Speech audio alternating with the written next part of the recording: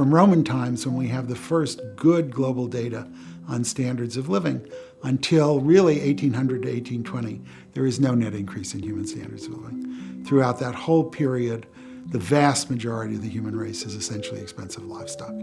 Eat only staples, live with their animals, have one suit of clothes, comes off and on in layers over the seasons, biological entertainment, no real medical care, no travel, no nothing. And there's a small elite that lives what we would think of as a normally human life.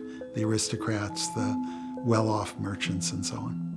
From 1820 on, what happens first in Northern Europe, then obviously in Europe as a whole, then in the British dominions and the United States, is that the world changes, and everybody by, say, 1950, lives better than the aristocrats did in 1800. And that is an extraordinary achievement. And it's not a scientific achievement. It is a managerial achievement. The real shock is going to be that globalization is going to be in retreat for a number of reasons. If you look at the world before 1920, 1914, it is a world of commodity production. It's food in historically unprecedented quantities, it's natural resources, it's wool, it's things like that. What happens is that we get so efficient at that trade in that just disappears because everybody can grow enough food. And so you see globalization in retreat as you move out of those simple commodities that can be traded into local manufacturers with locally customized features. Same thing is going to happen again, because what's happening is manufacturing is dying. In the same way that agriculture died, you've got very high rates of productivity growth and relatively low rates of demand growth, which means that labor, which is the fundamental cost of almost everything, is going to come out of it.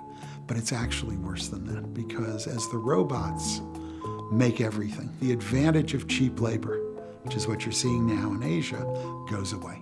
So when General Motors got in trouble in 1980, they had 360,000 workers in North America.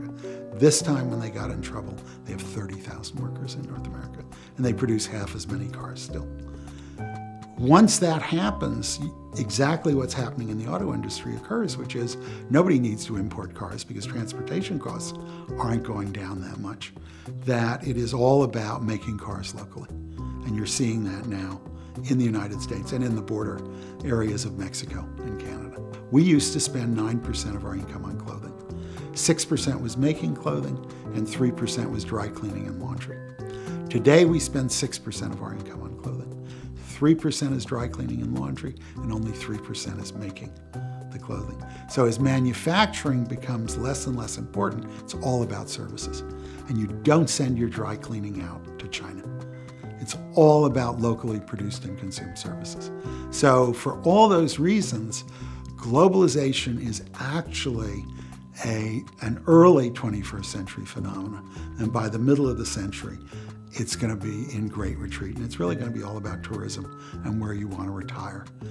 I think 50 years from now, if we continue to do what we've done over the last several centuries, and in the last 20 years, of course, what's happened is that 800 million to a billion people in Asia have attained that standard of living.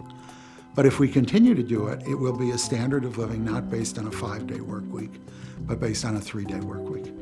And if we go on and on, it will not be demanding physical jobs. It will be increasingly sort of jobs of human interaction and supervision, in education, in healthcare, in housing, that people really like to do. So I think that that engine, which has over the last 150 years worked this extraordinary transition in society, should continue to do so.